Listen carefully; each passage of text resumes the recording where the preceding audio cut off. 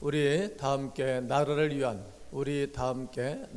위한 공동 기도를 하나님 앞에 드리겠습니다.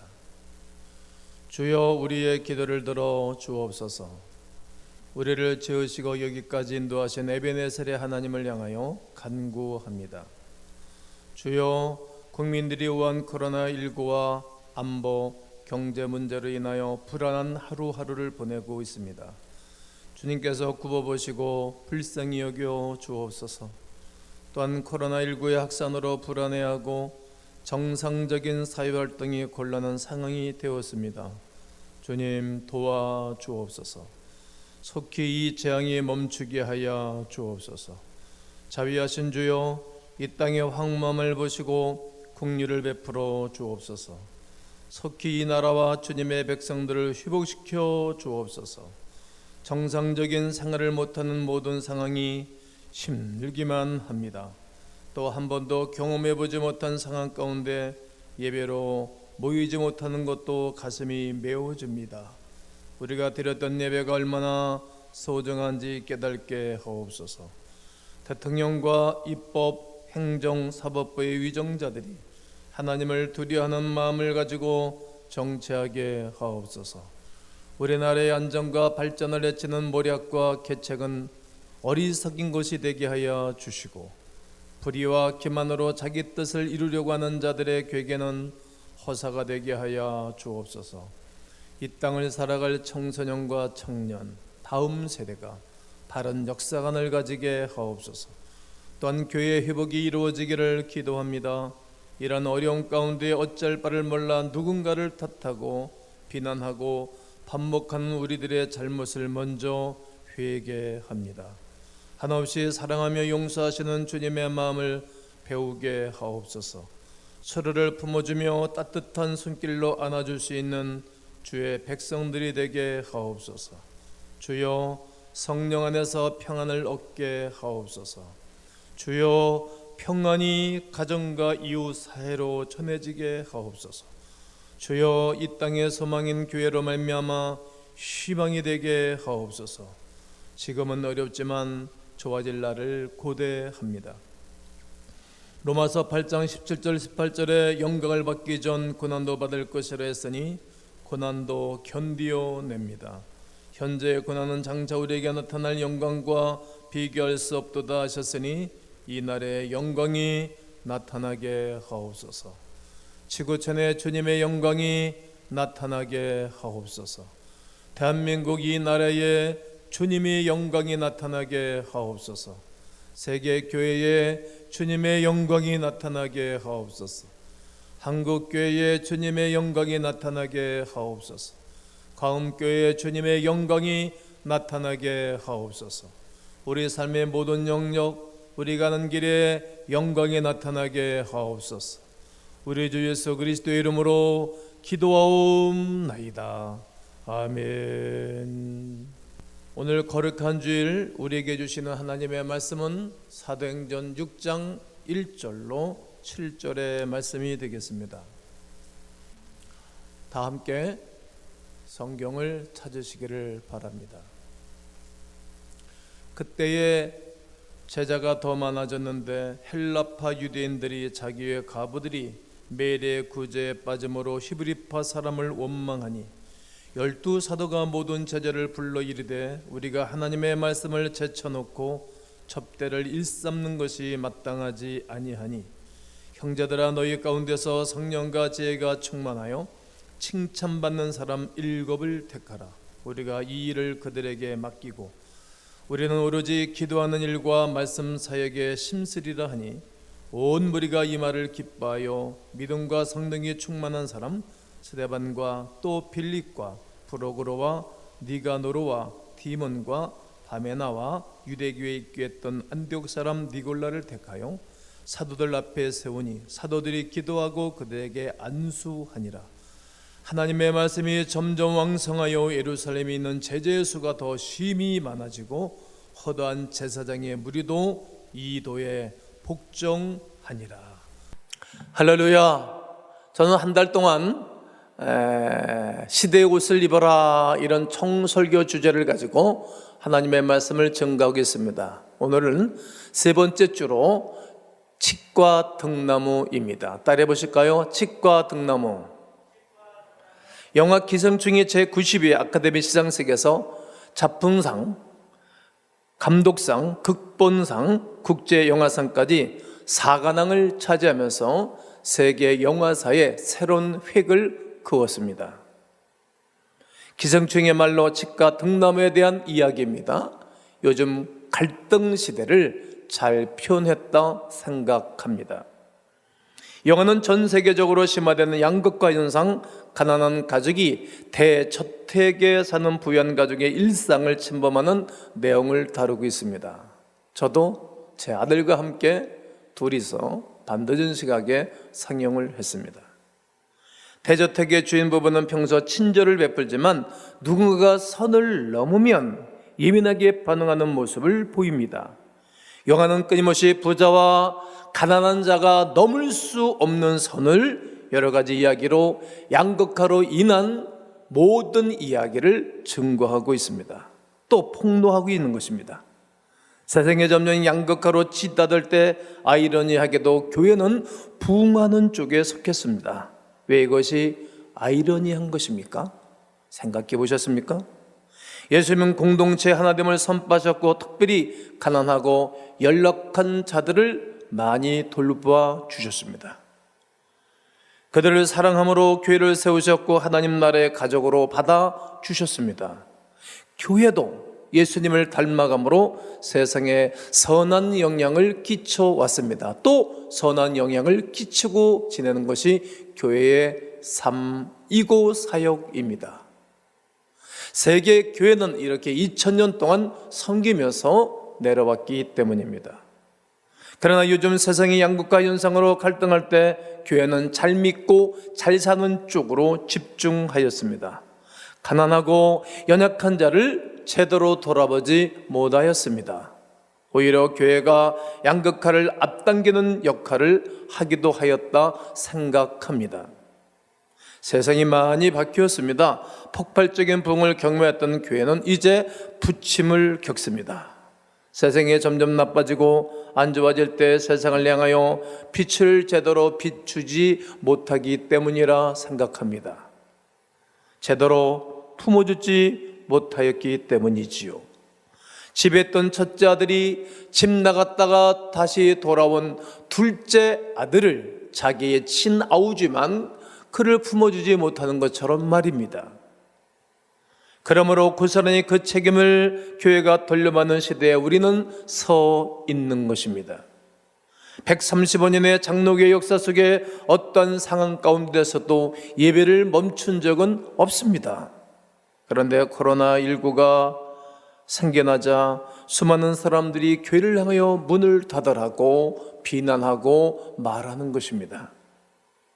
행정주체에 대한 이야기도 흘러나왔지요. 믿음과 신앙을 욕심으로 매도하기에 이르렀다는 말입니다. 많이 마음이 아픕니다. 모든 것이 교회가 세상을 품지 못하자 도리어 세상의 교회와 갈등을 일으키는 것입니다. 교회 안에 있는 식구들도 서로 불편한 일들이 많이 생겨나고 있습니다. 사랑하는 성도 여러분, 이 세상의 칡과 등나무처럼 갈등할 때 무엇으로 이것을 해결할 수 있는 것입니까? 기생충은 결국 차별과 양극화를 해결할 수 없는 심각한 문제라고 진단하는 것입니다. 갈등의 문제는 우리의 노력으로 해결할 수 없습니다. 누가복음 15장에 등장하였던 큰 아들과 둘째 아들의 갈등을 누가 해결해 주었습니까? 네, 아버지입니다. 그러므로 이럴 때일수록 더욱 교회 역할이 중요합니다. 갈등과 양극화의 시대에 암울하고 고통받는 이때에 예수 그리스도라는 옷을 입고 아버지의 사랑으로만이 해결할 수 있습니다. 아멘이시지요? 하늘에 계신 우리 아버지여, 아버지의 이름을 거룩히 여김을 받으시오며 이렇게 우리 주님이 주기도를 가르쳐 주신 것처럼 말입니다. 하늘에 계신 하나님 아버지만이 이 갈등의 시대, 양극화로 치닫는 이 세대를 치유하고 해결할 수 있는 것입니다. 오늘 본문은 교회가 이러한 문제와 갈등을 어떻게 지혜롭게 해결했는지를 잘 가르쳐주고 있습니다. 말씀을 통해 우리가 다시 이 세대를 예수 그리스도의 옷을 입고 사랑으로 이끌어 나가는 교회의 시대, 교회로서의 새로운 시대의 옷을 입게 되기를 간절히 원합니다. 오늘 본문 사도행전 5장 42절에 그들이 날마다 성전에 있든지 집에 있든지 예수는 그리스도라고 가르치기와 전도하기를 그치지 아니하니라 말하고 있습니다. 사도들은 핍박을 당하는 중에도 날마다 복음을 가르치고 복음을 전하게 되었습니다. 그것이 성전이든지 집이든지 상관하지 않았습니다. 그것이 집이든지 직장이든지 그 어디든지 상관하지 않고 부지런히 복음을 전해줬습니다. 온전한 중심으로 복음을 선포하니 나타났던 열매가 있었습니다. 부흥하는 것입니다. 부흥을 초대교회는 경험한 것입니다. 복음 전도의 결실이기도 합니다. 예루살렘 교회는 밖으로 복음을 전하고 안으로 어려운 성도를 돕습니다. 전도와 규제에 균형 있는 사역이 되겠습니다. 당시 사회에서 가장 약자 중 하나였던 과부들을 위하여 식사를 대접하고 섬기고 돕는 일을 하였습니다. 우리 교회도 매주마다 1회씩 경로대학을 하면서 어른들을 돕습니다. 금년에는 이미 개강을 했어야 하는데 코로나19로 말미암아 경로대학 개강을 못하고 있는 아픔도 있습니다. 어른들이 교회 오는 것이 낙이셨는데 못 오니 얼마나 힘드시겠습니까? 지난주에 새벽에 갑자기 새벽 예배 인원이 는 것이었습니다. 우리 노구사님들이 다 오신 거예요. 깜짝 놀랐습니다. 어떻게 된 것이냐고 알아봤더니 집에서 계시니까 막 답답해 아주 죽을 지경이라는 거예요. 예배당에 오셨다는 거예요. 자녀들이 가지 말라고 그래요. 그러다가 지극히 조심스럽게 교육자들을 통해서 권면을 했습니다. 집에서 기도하시면서 좋아질 때 오시라고. 이렇게 교회는 어른들을 섬기는 것입니다. 어려운 분들을 섬기는 것입니다. 우리가 IMF가 생겼을 때 어려운 분들을 선정해서 우리가 쌀하고 김치만 했으면 살잖아요. 그때 여러 가정에 매달 한 번씩 김치와 쌀을 보내드려서 어려울 때를 지나기도 했습니다. 정말 돈이 없고 입학비가 없고 그러면 교회다가 보고를 해달라고 순장들, 리더들에게 부탁해서 그들을 잘 도왔습니다. 그분들이 지금도 고마워하고 감사하는 분들이 있습니다. 이것이 교회 사역이었던 것입니다. 초대교회가 그리했던 것입니다. 교회는 매일 과부와 약자를 섬겼습니다. 함께 말씀을 읽어보겠습니다. 사도행전 6장 1절을 읽습니다. 시작. 그때 제자가 더 많아졌는데 헬라와 유대인들이 자기 외 과부들이 매일의 구제에 빠져있므로 히브리파 사람을 원망하니, 교회가 복음을 전하는 일만 하는 것이 아니라 시대에 필요한 섬김을 동시에 한 것입니다. 우리 교회는 창업부 사업도 열심히 했지요. 우리 교회에 나오고 있는 학생들도 돕지만 우리 교회 주변에 있는 여러 개, 5개, 6개 학교를 선정해서 교회에 나오지 않는 학생들을 교장 선생님한테 부탁을 해서 추천을 해서 장학금 지급을 합니다. 그 중에 감동적인 이야기들이 많아요. 어느 어머니는 우리는 아직까지 예수 믿지 않고 교회 다니지 않지만 이 다음에 저는 지금은 밖에 사회생활하기 때문에 못 다니지만 교회 오기로 약속한 분도 계시고, 그 학생은 편지를 장구하게 써서 말입니다. 앞으로 본인이 대학을 나오고 그리고 직장 생활을 하게 되어지면 교회를 꼭 다니겠다고 고백한 분들도 많이 계십니다. 교회의 자랑이고 기쁨이고 목회자라서의 행복감이 넘치는 그 부서의 사업 중에 하나가 장학부 사역이기도 합니다. 이렇게 섬기는 것입니다. 교회가 세상에 관심을 갖고 시대에 필요한 일을 앞장서니 부흥이 자동적으로 따라오는 것입니다. 사도행전 2장 47절에 보면 하나님을 찬미하며 또 온 백성에게 칭송을 받으니 주께서 구원받는 사람을 날마다 더하게 하시니라. 할렐루야. 그렇습니다. 47절에 나오는 온 백성은 교회의 성도의 칭찬을 말하는 것이 아니라 세상 사람들이 교회를 향하여 칭찬하는 것입니다. 예루살렘 교회가 얼마나 귀한 사역을 감당하고 있습니까? 그러니 하나님께서 날마다 교회를 부흥시켜 주시는 것이었습니다. 그러나 부흥과 함께 예루살렘 교회가 문제가 발생했습니다. 그때 제자가 더 많아졌는데 헬라파 유대인들이 자기의 가부들이 매일의 구제에 빠짐으로 히브리파 사람을 원망한 것입니다. 예루살렘 교회 헬라파 사람들이 히브리파 사람을 원망하는 것입니다. 교회가 부흥하자 수많은 부류의 사람들이 예배당에 몰려온 것입니다. 예루살렘 교회는 어릴 때부터 할례를 행하고 유대교 배경에서 자라난 히브리파 사람이 대부분이었습니다. 그런데 교회가 부흥하자 이방 땅에서 자라난 디아스포라 유대인들이 교회에 참여하고 오게 된 것입니다. 즉 헬라파 유대인들이 모여들었다는 말입니다. 그들은 혈통적으로는 같은 유대인이지만 태어나고 자라난 배경은 너무나 달랐습니다. 히브리파 유대인은 태어나자마자 할례를 받았습니다. 그리고 성경에 금지된 음식을 먹지 아니하고 살았습니다. 율법을 지키며 살아왔다는 말입니다. 헬라파 유대인은 할례를 받지 않는 사람들이 대부분이었습니다. 그리고 유대인이 먹지 말라야 할 음식도 스스럼없이 먹고 자라는 배경 가운데 살아왔기 때문입니다. 할례와 음식법 또 율법은 유대인에게 있어서 굉장히 민감한 부분입니다.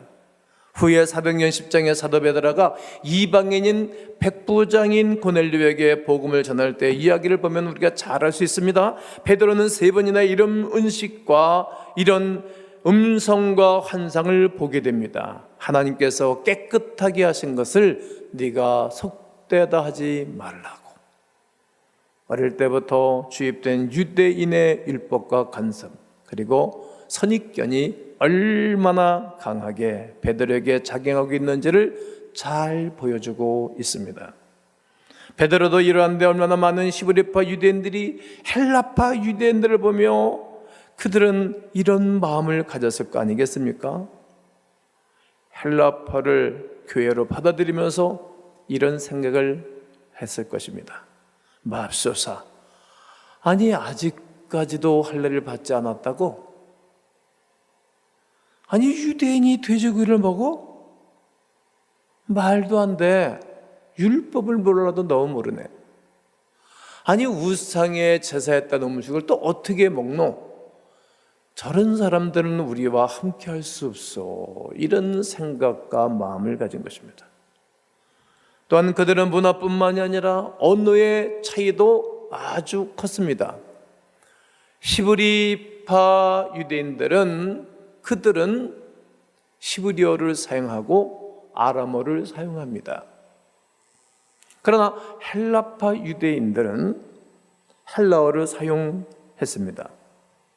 이런 사람들이 모이는 예루살렘 교회가 어떠하겠습니까? 교제하며 친절하며 관용을 베풀지만 속으로는 다른 생각들을 하고 있었으니 갈등이 있었다는 말입니다. 서로를 공동체로 완전히 받아들이지 못하고 선을 긋습니다. 은근한 갈등과 차별이 교회 안에 잠재되어져 있습니다. 그러하다가 사도행전 6장에서 갈등의 문제가 그냥 터져나온 것입니다. 헬라파는 무엇을 원망합니까?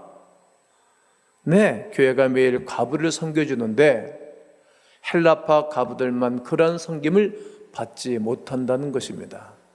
교회를 통해서 받아야 되는데 받지 못하여 갈등이 생기고 불만이 생긴 것입니다. 헬라파는 자신들을 향한 차별로 생각하며 원망했지요. 만약 이러한 갈등의 문제를 해결하지 못한다면 부흥하는 교회는 동력을 잃게 될 것입니다. 성도 간의 신뢰가 깨지고 불신과 적대감으로 가득하면 교회로서의 능력을 제대로 갖추지 못하기 때문입니다. 거기다가 세상에서는 영향력을 끼쳤던 교회가 내부의 문제로 와야 된다면 수많은 사람들로 하여금 비난과 손가락질을 받게 될 것이고, 그로 말미암아 교회는 힘을 잃어가게 되는 것입니다. 예수 그리스도의 사랑을 실천하는 교회가 내부의 알력 싸움, 정치적으로 흔들리면 기독교의 근간이 함께 흔들릴 수 있다는 심각한 문제가 대두되는 것입니다. 이러한 위기 상황에서 사도들은 어떻게 해결합니까? 한번 6장 2절을 읽겠습니다. 시작. 12사도가 모든 제자를 불러 이르되 우리가 하나님의 말씀을 제쳐놓고 접대를 일삼는 것이 마땅하지 아니하니. 문제 해결을 위하여 모든 성도를 불러 모으는 것입니다. 그리고 기도하고 이 문제를 어떻게 해결할 것인가에 대하여 해결책을, 방도를 찾게 되는 것입니다. 사도들이 모든 성도를 불러낸 것은 성도를 존중하게 여기는 것이고 성도의 가치와 역할을 인정하는 것입니다. 헬라파와 히브리파 모두를 불러놓고 그들과 함께 이 모든 문제를 해결하고자 집중하고 머리를 조아리고 싸매게 됩니다. 그리고 이 자리에서 사도들은 전도와 구제 두 가지 중요한 사역 중 하나를 내려놓습니다. 말씀 증거하는 것, 기도하는 것, 사도들이, 전문 사역자들이 감당하게 되었습니다. 그리고 구제와 섬김은 평신도 사역자들에게 맡기고 일을 나눠서 맡겨 사역을 시작하게 되었습니다. 이 절에서 말하는 접대는 재정에 관련된 일을 말하는 것입니다. 사도들이 말씀을 전하는 일과 행정적인 모든 일까지 다 도맡았었습니다. 그러나 자신들이 독점했던 사역을 양보하며 교회 공동체가 더욱 하나 되기 위한 노력을 행하였습니다. 오늘 6장 3, 4절을 다 함께 읽습니다. 시작. 형제들아 너희 가운데서 성령과 지혜가 충만하여 칭찬받는 사람 7을 택하라. 우리가 이 일을 그들에게 맡기고 우린 오로지 기도하는 일과 말씀 사역에 힘쓰리라 하니. 사도들은 7명의 일꾼, 특히 우리가 말하는 7지사를 말하는 것입니다. 어떤 사람을 세우는 것입니까? 성령과 지혜가 충만한 사람이었습니다. 그리고 사람들에게 칭찬받는 사람, 어떤 사람이요? 사람들에게 칭찬받는 사람을 선택하게 됩니다. 다시 말하면 하나님을 경외하고 이웃을 사랑하는 7명의 일꾼을 세우게 됩니다. 우리가 지나간 해에 장로님들을 세우고 권사님들을 세우고 안수집사를 세우고 여집사님들을 세우고 100여 명의 일꾼을 세우던 말입니다. 그리고 그들에게 구제 사역의 권한을 양보하였습니다. 여기서 더욱 놀라운 사실이 하나 있습니다. 예수님께서 세우신 사도들은 전부 히브리파 유대인이라는 사실을 알으셔야 됩니다. 사도 베드로가 유대인의 율법과 간섭에 젖어있던 히브리파 사람인 것처럼 다른 사도들도 마찬가지로 베드로 같은 히브리파 유대인입니다. 그런데 성령과 지혜가 충만하여 사람들에게 칭찬받은 7명의 일꾼들은 모두 헬라파라는 사실입니다. 오늘 5절 6절을 보면 온 무리가 이 말을 기뻐하여 믿음과 성령이 충만한 사람 스데반과 또 빌립과 브로그로와 니가노로와 디몬과 바메나와 유대계에 입교했던 안디옥 사람 니골라를 택하여 사도들 앞에 세우니 사도들이 기도하고 그들에게 안수하니라. 너무나 유명한 스데반과 필립, 그리고 부록어로 니가노로 디몬 바메나의 이름으로 헬라파 유대인이라는 사실을 알 수 있습니다. 또한 안디옥 사람 니골라 이 사람은 완전한 헬라인 이방인이었습니다. 사도들은 교회와 하나님 나라를 위하여 히브리파임에도 불구하고 반대쪽에 있던 헬라파에게 많은 것을 위임하고 고난을 양보하는 것을 보게 됩니다. 이러한 선택은 어떤 결과를 불러왔습니까? 오늘 6장 7절을 다 함께 한번 읽겠습니다. 시작. 하나님의 말씀이 점점 왕성하여 예루살렘에 있는 제자의 수가 더 심히 많아지고 허다한 제사장의 무리도 이 도에 복종하니라. 예루살렘 교회가 더욱 부흥하게 되었습니다. 교회 안에 갈등이 사라지고 교회 안에 반대쪽에게 양보를 하니까 교회 안에서부터 기쁨이 있었던 것입니다. 세상의 무리들도 개종하여 주님께 돌아온 것을 보게 되어집니다. 부흥은 좋은 일꾼이 세워지니까 부흥이 따라온 것입니다. 그리고 반대쪽의 사람들에게 양보를 하니까 화합이 되고 좋아진 것입니다. 헬라파에게 양보하고 사역을 나누는데 교회가 더 편을 가라는 것이 아니라 오히려 더욱 하나가 되어 부흥하는 것을 보게 됩니다. 교회가 갈등을 해결하고 하나 되어 공동체를 이루는 것을 사람들이 보고 더욱 주님께 나온 것입니다. 부흥과 연결되었습니다. 그렇습니다, 여러분. 국가도 갈등이 해결되면 나라가 평안해질 것입니다. 갈등이 해결하니 교회가 부흥된 것처럼 말입니다. 나는 이렇게 선포하고 싶습니다. 우리의 모든 갈등이 해결될지어다. 국가의 갈등도 해결될지어다. 전 세계적인 양극화 현상과 갈등의 세계도 예수 그리스도로 말미암아 해결될지어다. 이렇게 선포하고 싶은 것입니다. 그렇게 되기를 원하는 것입니다. 사랑하는 성도 여러분, 그리고 시청자 여러분, 갈등과 양극화의 시대는 우리는 어떠한 옷을 입어야 하겠습니까? 교회는 이뤄야 할 것입니다. 기득권을 내려놓으면 어떨까요? 고난을 양보하시면 어떨까요? 권력을 넘겨주면 어떨까요? 나의 것을 내려놓고 섬기는 것입니다. 남을 높이고 함께 동역하는 것입니다. 예수님께서 이렇게 말씀하십니다. 요한복음 12장 24절에 내가 진실로 너에게 이르노니 한 날에 미리 땅에 떨어져 죽지 아니하면 한 알 그대로 있고 한 알 그대로 있고 죽으면 많은 열매를 맺는다고 말이지요.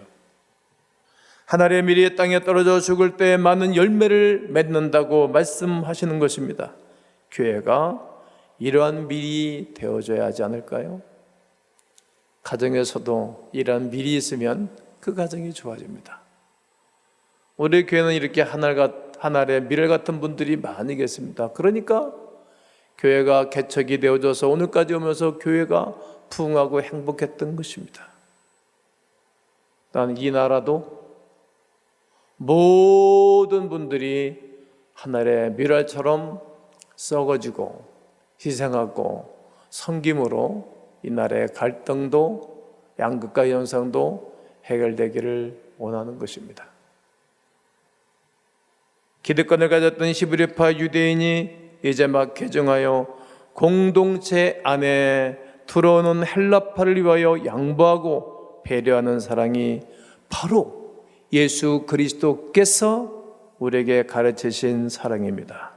그리고 우리가 따라야 할 예수 그리스도의 모습입니다. 예수님은 제사장, 서기관, 왕들에게 책망하셨지요. 때로는 독사의 자식들이라고 책망도 하고, 그리고 휘칠한 무덤이라고. 속은 썩어 문드러지고 있으나 겉에는 휘치를 내서 깨끗한 척하는 휘칠한 무덤이라고. 그러나 가난한 자, 병든 자, 세리, 창기를 찾아가고 위로하셨습니다. 교회의 모습을 세상이 바라보겠습니다. 여러분의 모습을 우리 주님이 바라보고 계시고 또 사람들이 바라보고 있는 것입니다. 그리고 세상은 교회를 주목하고 있습니다. 특히 이때 얼마나 많은 사람들이 교회를 주목합니까? 많은 이들이 요즘 예배로 모이는 우리에게 좋은 시선을 주고 있지 않습니다.